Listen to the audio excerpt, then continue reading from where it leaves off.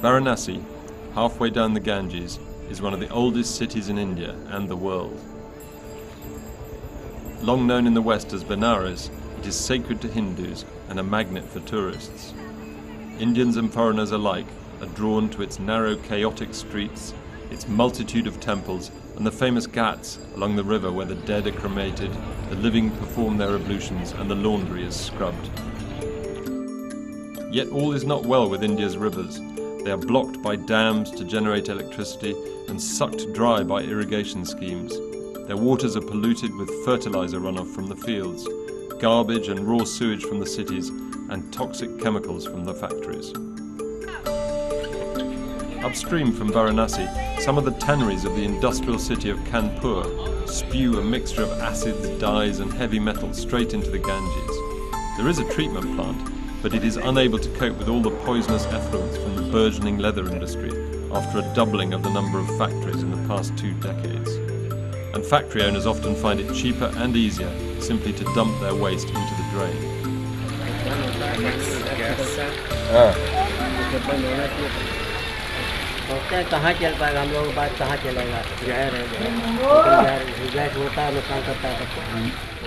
This chromium containing chemical is really very toxic. It's a heavy metal and it's a known carcinogen.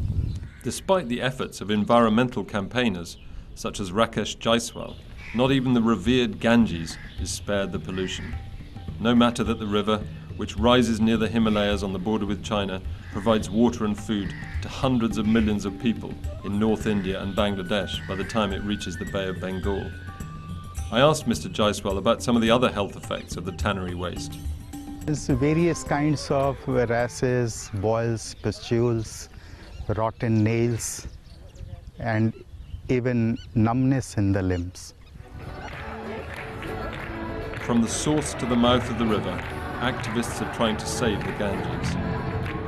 They include the devotees of an ashram in the Himalayan foothills who have come downstream to Allahabad to celebrate the Kumbh Mela, a Hindu festival at the confluence of the Ganges and Yamuna rivers.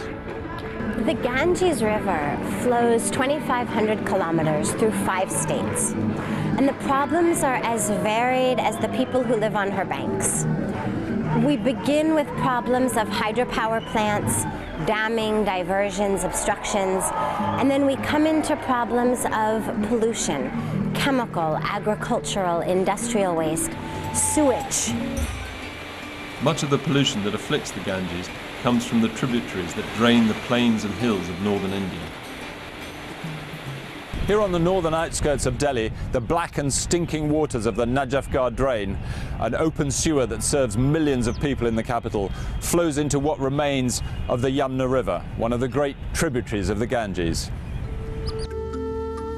For years, Indian authorities have announced plans to save the Ganges and the Yamuna. Now they're being joined by business. There's a project called Ganga Yamuna project.